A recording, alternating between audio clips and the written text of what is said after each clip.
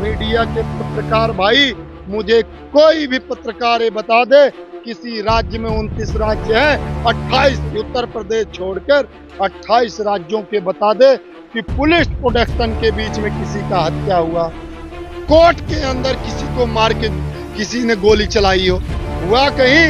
ये खुद बीजेपी के पोषित गुंडे हैं। ये हिंदुस्तान की जनता को समझना चाहिए।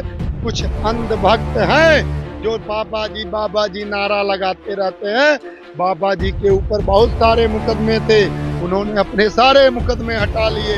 अब क्या है, अपने आप को साफ दिखाते हैं।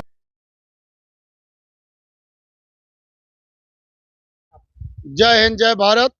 मध्य प्रदेश में मामा जी हैं, बोलते हैं सभी बहनों का भाई हूं। एक आदिवासी समुदाय का एक बच्चा है, उसके ऊपर एक बीजेपी के नेता द्वारा दूषित कर्म किया जा रहा है, बाथरूम किया जा रहा है, उसके ऊपर बाथरूम किया जा रहा है। शिवराज सिंह जी मुख्यमंत्री मध्य प्रदेश इस प्रकरण पे क्या तर्क दिए, क्या उन्होंने न्याय किया? उस बीजेपी नेता को उठा के कटघरे तक ले आने का काम किए? नहीं करेंगे। बीजेपी के कथनी और करनी में अंतर है। आज अगर कहीं ना कहीं देखा जाए, पूरे भारत में बीजेपी की तानाशाही से एससी ओबीसी समुदाय के लोग परेशान हैं। अभी एससी समाज से एक नेता चंद्रशेखर आजाद के ऊपर सहारनपुर में दिन दहाड़े तड़ातड़ गोलियां चलाई गई, इस करके क्योंकि 2024 में एक एससी समुदाय का नेता चंद्रशेखर आजाद सबसे बड़ा इनके गले की हड्डी बनने जा रहा था। उसको किसी न किसी प्रकार से ये बीजेपी की सरकार खत्म करना चाहती थी। कई प्रकरण उत्तर प्रदेश में देखने को मिला है। इससे साफ होता है कि चंद्रशेखर आजाद को टारगेट करना बीजेपी का बड़ा ही मकसद हो सकता है। और आपको बता दे कि इनका मेन मुद्दा था कि चंद्रशेखर आजाद को अगर मार दिया जाएगा तो एससी के जो नेता हैं वो दब जाएंगे। लेकिन कुदरत ने अब इशारा कर दिया है कि अब इनकी सोची हुई कोई काम पूरा नहीं हो पा रहा है। बीजेपी वाले, बीजेपी के नेता जो हैं, ये केवल भ्रष्टाचार में लिप्त हो गए हैं। अभी तो एक सोशल मीडिया पे भी देखने को मिल रहा है, वॉशिंग पाउडर निरमा। ठीक है, तो आज बीजेपी में ये आह्वान किया जा रहा है कि कोई भी हो, सबका वेलकम है, सबका वेलकम है। क्योंकि बीजेपी में सब भ्रष्ट बैठे हुए हैं और इनको देश को सिर्फ लूटना है।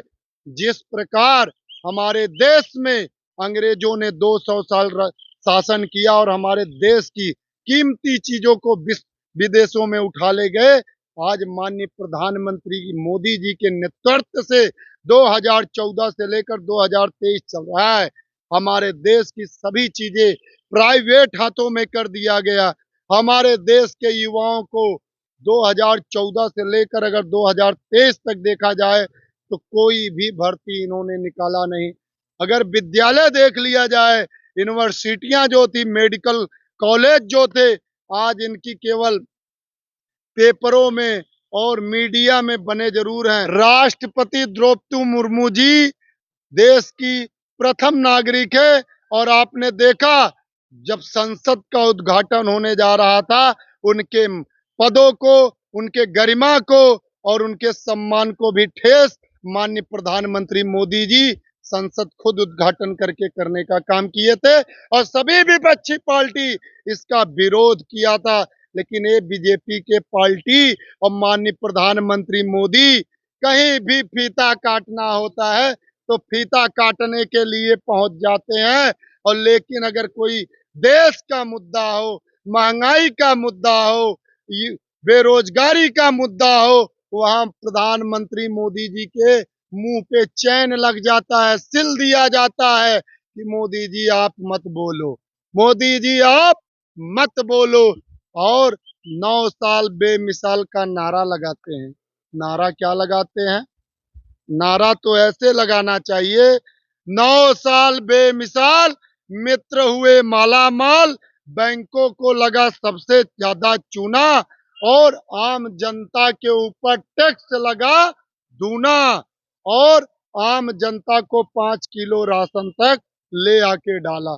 और आज की महंगाई देख लीजिए, 300-400 रुपया किलो मिर्च जो फ्री में मिलता था। धनी अगर सब्जी लेने जाते हैं, सरकार के हाथ में सब कुछ है। अगर सरकार कंट्रोल नहीं कर सकती है तो पहली बात तो ये कि 2014 से पहले अगर देखा जाए, जो कांग्रेस की सरकार थी, और इन्हीं में कई नेता ऐसे हैं बीजेपी में, जब 450 रुपया का सिलेंडर मिलता था और एक बार प्याज का रेट बढ़ गया था, स्मृति ईरानी प्याज का माला पहन के दिल्ली के सड़कों पे नाचा करती थी और वो सिलेंडर रानी कही जाती थी। लेकिन आज बीजेपी के नेता लोग क्यों नहीं महंगाई पे बात कर रहे हैं? क्या? और देश की युवा जो है हमारी बेरोजगार है।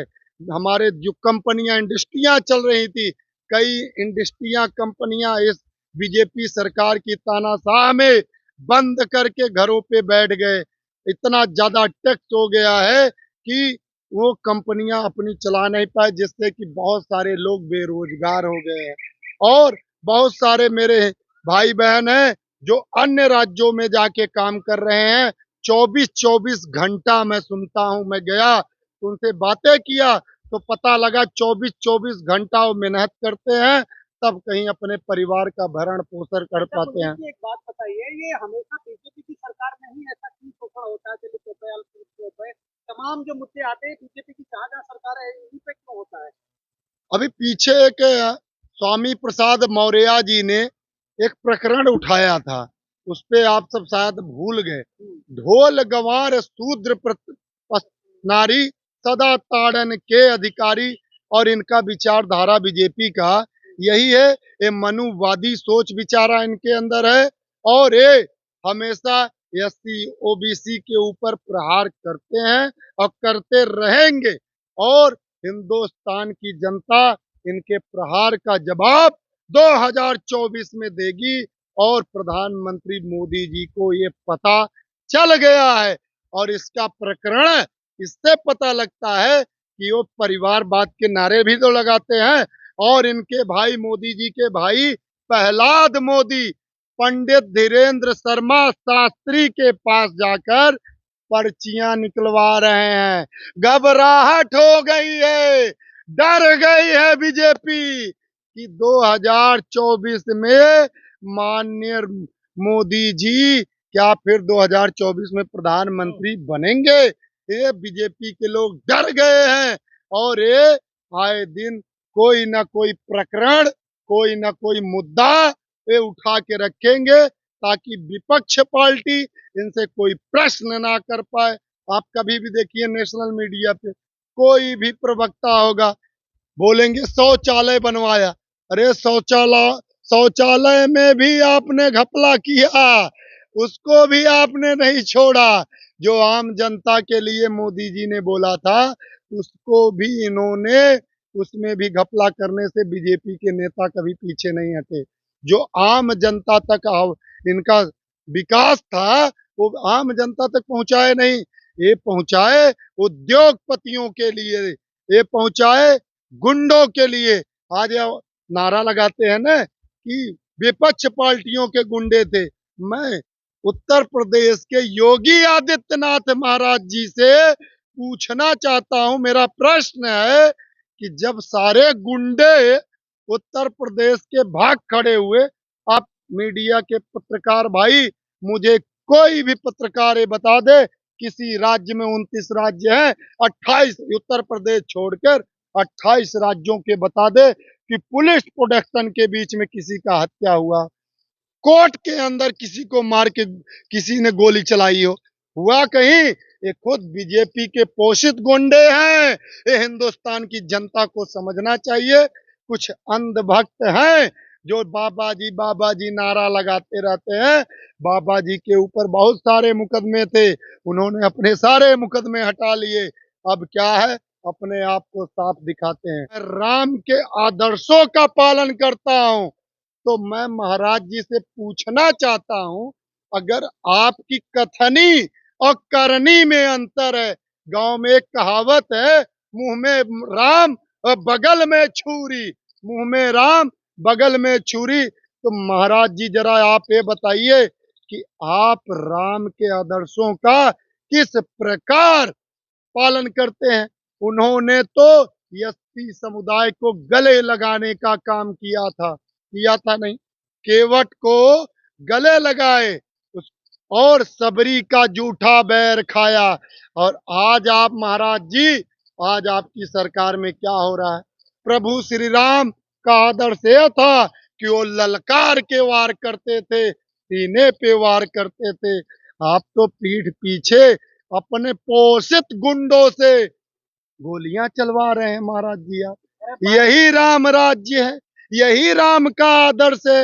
ये हमें नहीं, मैं भी हिंदू हूँ, हम भी हिंदू है, हम भी जय श्री राम के आदर्शों को पालन करते हैं, लेकिन विचारधारा का हमेशा यहाँ पे विरोध हुआ है। अब आप बताइए। जय हिंद, जय भारत।